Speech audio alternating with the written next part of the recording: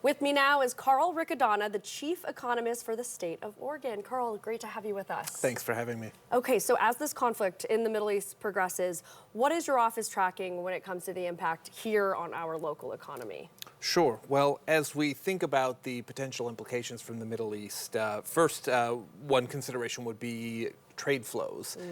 But Iran has been such a pariah state for so long that there is virtually no trade between the U.S. and Iran. So that's not something that matters, particularly for economic consequences. And so instead, there's two primary focuses from my office. And one is obviously the impact of energy prices, both natural gas and also more specifically crude oil and gasoline prices would have a very direct feedback loop into the state of Oregon.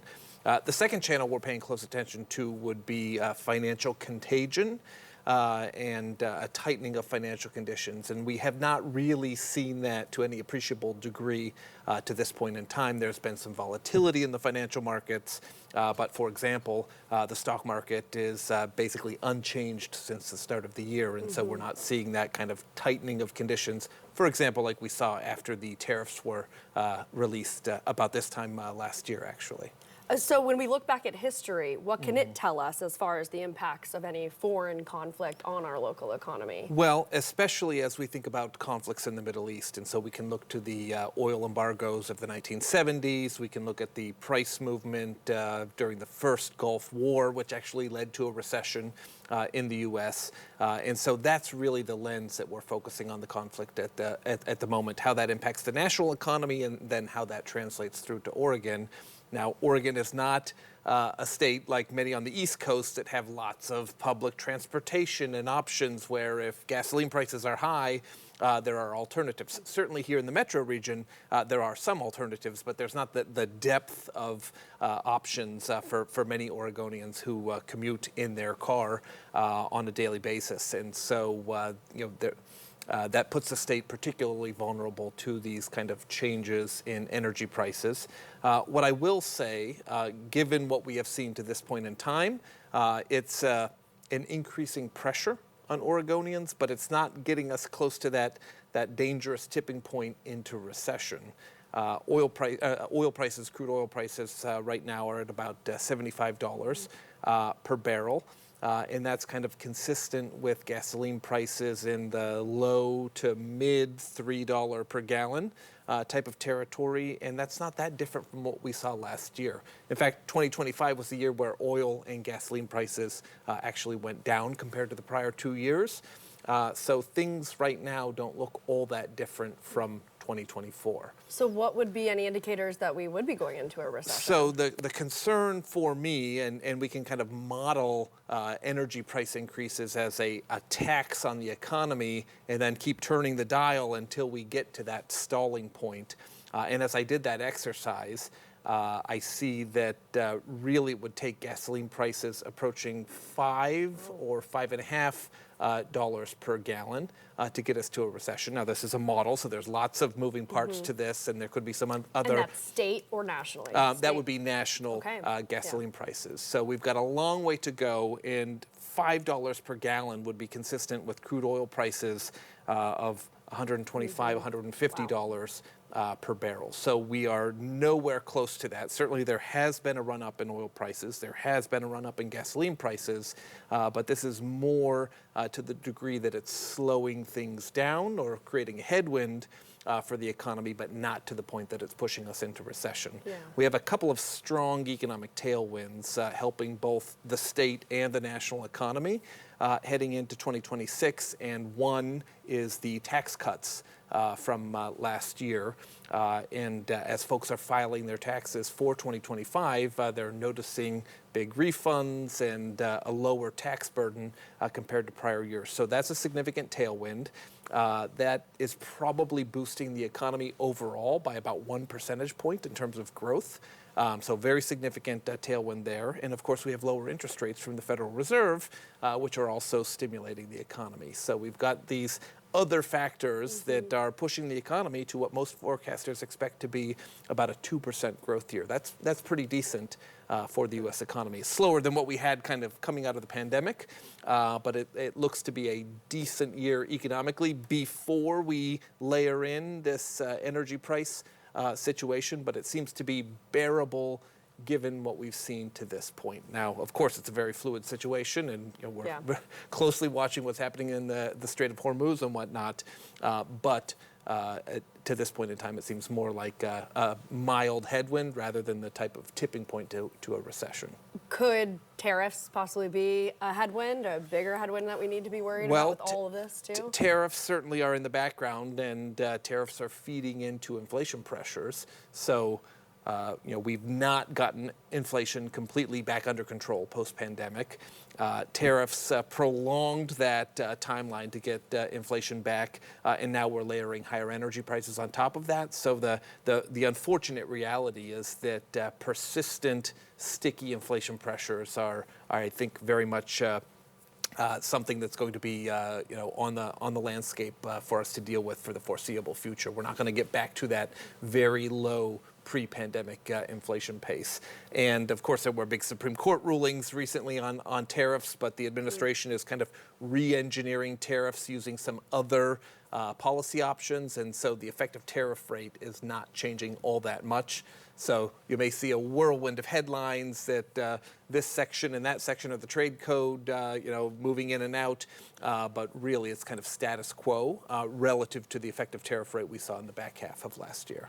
And I want to get back to just the impacts of what's happening in the Middle East right now, because we are starting to see the gas prices rise right now. But in terms of any other impacts that you anticipate coming, when do you think we could start seeing those impacts start?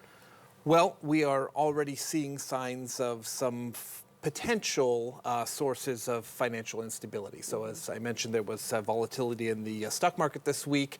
It kind of always unfolds in ways that are not expected. So for example, in the middle of the week in South Korea, there was a big correction in their stock market and some very sizable declines. So it's not where you're looking, which are the obvious things like oil prices and gasoline and maybe the U.S. stock market. But sometimes when we have these unexpected events, then the cracks happen in places where you maybe weren't anticipating it. So for all we know, the Korea situation may settle down and stabilize, but it's that kind of financial contagion to watch for that could happen internationally and then feed back onto U.S. soil. And of course, while your viewers may not be particularly invested in the stock market, businesses are paying very close attention to what happens in the stock market. And when you have this kind of tightening of financial conditions, if it comes to pass, and it has not to this point,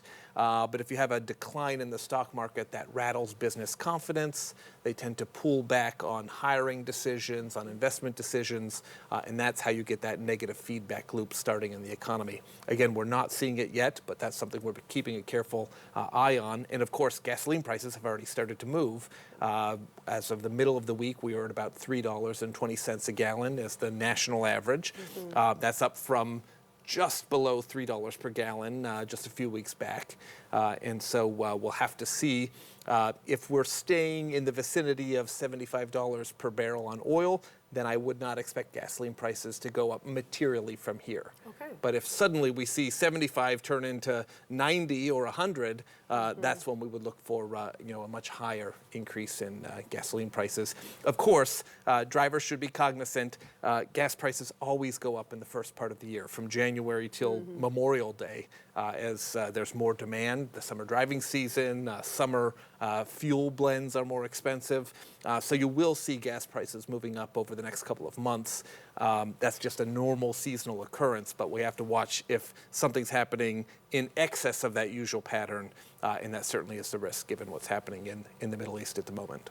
I want to focus in on the state of Oregon. What maybe regions or parts of our state could be impacted the most by what's happening in the Middle East? Sure. Well, we'll start with the good news. The good news is that Oregon is one of the states with the highest remote work opportunities for residents. And so Oregon and Colorado tend to lead on that front. And that means a lot of workers who maybe have the opportunity to just work from home, then they can buffer some of that pinch from gasoline prices. That does not mean the entire state is insulated, unfortunately. And so when we have seen these kind of gas price spikes historically, it's rural regions, which have less public transportation options, that tend to be hit harder, and sectors like manufacturing, agriculture, mineral extraction, forestry, and timber. Those are very sensitive to fuel prices, and those are sectors which operate with very thin margins. So we'll be particularly watching for any signs of distress in agriculture, timber, and those more rural economies. Are there any sectors in Oregon that could benefit from the conflict? Well, I think maybe higher energy prices are going to be a burden for all to endure. Some will have to endure at more rural regions and the sectors I previously noted. I mean, to the extent that maybe this pushes people towards EVs and consideration of renewable energy options and whatnot, there could be some silver lining for wind energy, solar, et cetera. But I think that households usually don't have much capacity to make a quick change on that front, right? You bought your car, you're stuck with it until the next time you decide to purchase a car. So it's not that there can be a very quick change on that front. So I don't know that I would be looking for any specific sectors that would have a real benefit. So when you step back and look at all of this as a whole, all of the potential impacts and what we're already seeing, what is your greatest concern moving forward? Well, my office is very focused on the labor market, especially here in the state. And so Oregon has had a choppy, subpar labor market performance for much of 2024 and 2025. What's interesting, we're seeing both nationally and at the state level a resurgence in growth. And so GDP, so overall economic output, seems to be reaccelerating. A lot of surveys of activity in the manufacturing sector in particular are showing that activity is picking up, orders are rising, production is rising, and we're watching to see when that plays back into labor conditions. And so there's a big debate now, like AI, these kinds of technological advancements, which could be leading to a big surge in productivity, which means we don't need as many workers as we used to produce the same amount of economic output.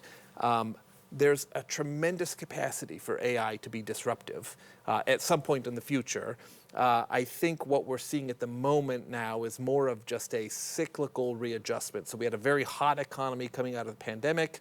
Maybe businesses overhired, and now they're rebalancing their labor forces. And so as that happens, I think you can see this kind of a cyclical pickup in productivity, not the robots are coming for your jobs, which is kind of the fear underlying a lot of headlines these days. So the thing we're really watching at the moment is just the direction of labor conditions in the state and nationally to see if we are really seeing an inflection point. We're seeing an inflection point in terms of growth and economic activity.